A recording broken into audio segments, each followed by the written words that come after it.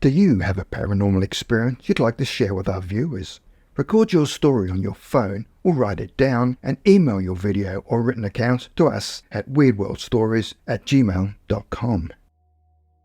When Christa Tilton was just 10 years old, she was visiting her aunt's house in Tucson, Arizona. And as she was walking down the road, noticed a huge orange ball of fire fall to the ground. But immediately after saw a small grey creature with a big head, large eyes and a thin body. Christa was not afraid and even started to play with it before suddenly blacking out.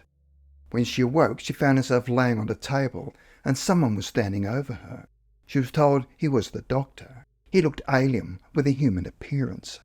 The doctor gave her a thorough examination that included taking skin samples and probed her abdomen with a long needle.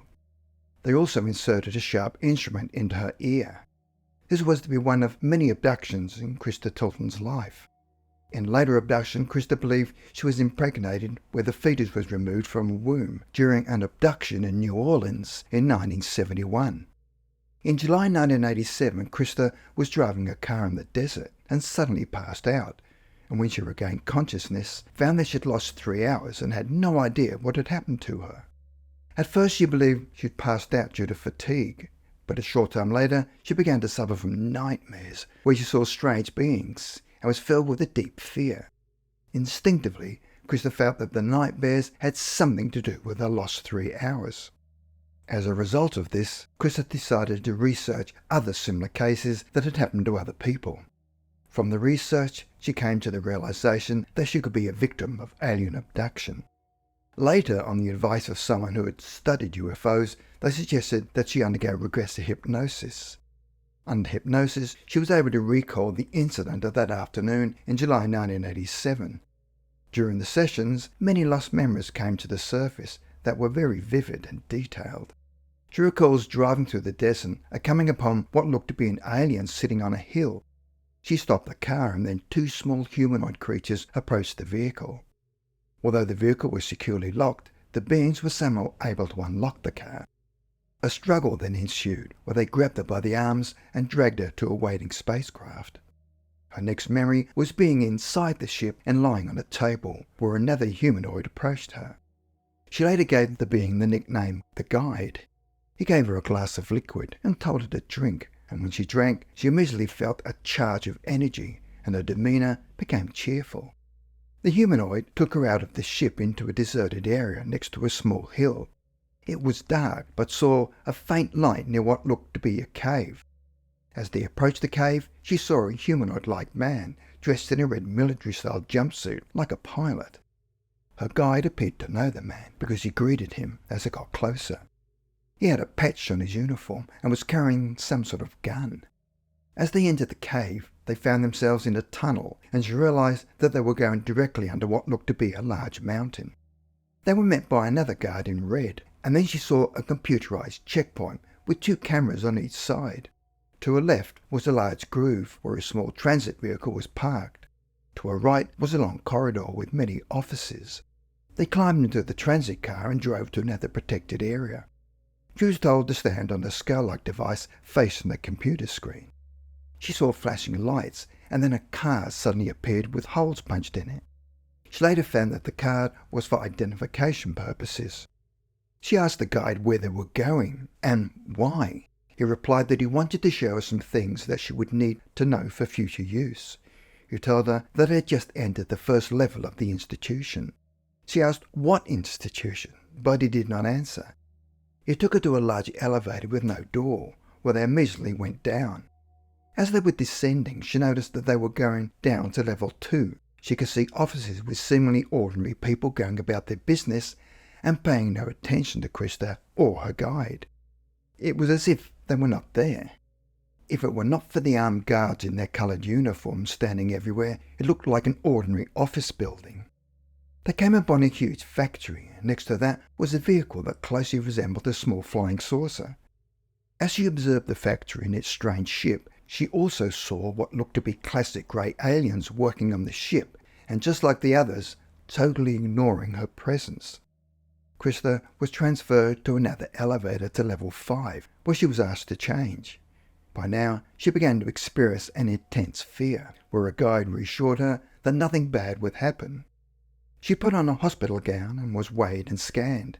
She was then escorted past another security post and down a corridor. Suddenly, an overwhelming stench hit her. It smelled distinctly like strong formaldehyde. She knew what formaldehyde smelled like because she worked as a nurse when she was young. The guide again assured her that she was safe. They approached a large room, and she stopped to look inside. She saw large tanks with computerized type sensors attached to them, and a huge hand-like device that extended from the top of the tube down into the tanks. The tanks looked to be about 4 feet high, but she could not see what was inside them. She could hear a humming sound, and it seemed as if something was moving inside the tanks. As she walked towards the tanks, a guide abruptly grabbed her hand and dragged her back into the corridor. He said that there was no need to see the contents of the containers, as it would only complicate matters.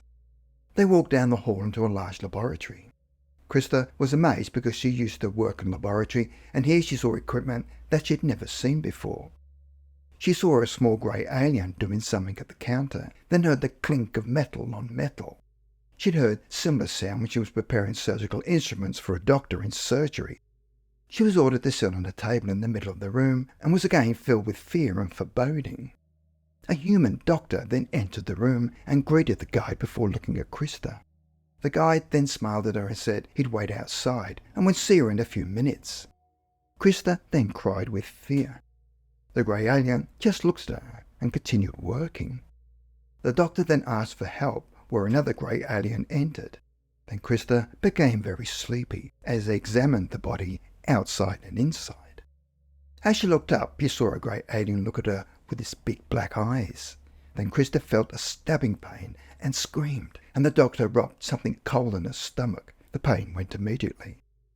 Christa could not believe this was happening to her, and why was it happening over and over again?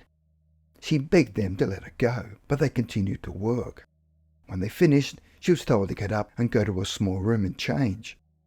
Christa noticed blood between her legs, but continued to dress. As she was leaving, she saw a guy talking to the doctor in the corner of the room. She stood there feeling helpless and felt like a guinea pig. As they left the laboratory, she was angry with the guide for letting it happen to her.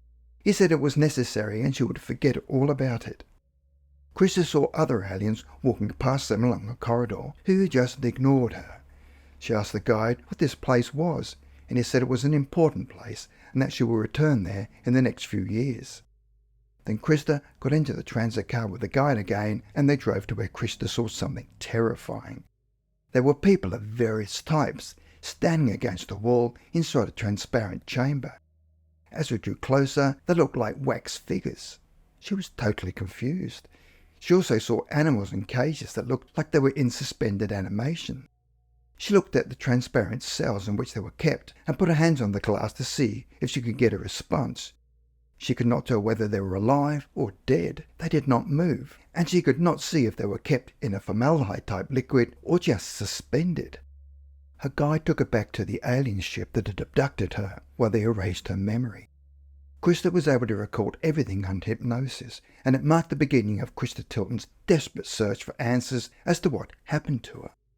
Although Christa was never told where she was taken, she believed that she was possibly taken to a secret underground base near Dulce, New Mexico. That area had been the centre of many conspiracy theories since the 1970s and was a hotbed of UFO activity, cattle mutilation and underground bases. Unfortunately for Christa, she was abducted several more times and taken to various underground facilities in the United States. She was aware of many underground bases that were used for different purposes. Most of the underground bases are used for secret purposes involving the government, which conduct certain types of tests underground. There was one north of Tucson, Arizona, where she was sure she was taken. Its code name was Evergreen Aviation. The base had many UFOs there, and in 10 years of research, she found that it was founded or supported by the CIA. On one occasion, she climbed over a wire fence with a pilot friend and took some pictures of black helicopters that were unmarked. She'd heard there were other such bases almost everywhere in the United States. Christa Tilton wrote a book about her experience called Underground Alien Biolaboratory in Tulsa, and wrote about the underground bases and aliens in general. Christa believed she'd been used as a birthing machine to produce hybrid children. She's written about her encounters with various types of alien beings. Christa was especially frightened of the grey humanoids, who seemed to have a massive collective consciousness. She noticed that they were constantly doing something together, but did not communicate with each other or people. Their main weakness is that they're soulless. They have their own plans and are not at all good for humans. They are described as empty. They essentially have nothing but a high-level brain in the cranial region. They're mainly used by other beings to transfer various technologies and provide us with information, but as far as trusting them, I do not trust them. My own personal view of greys is that they could possibly be organic robots, and that is why they appear to be soulless.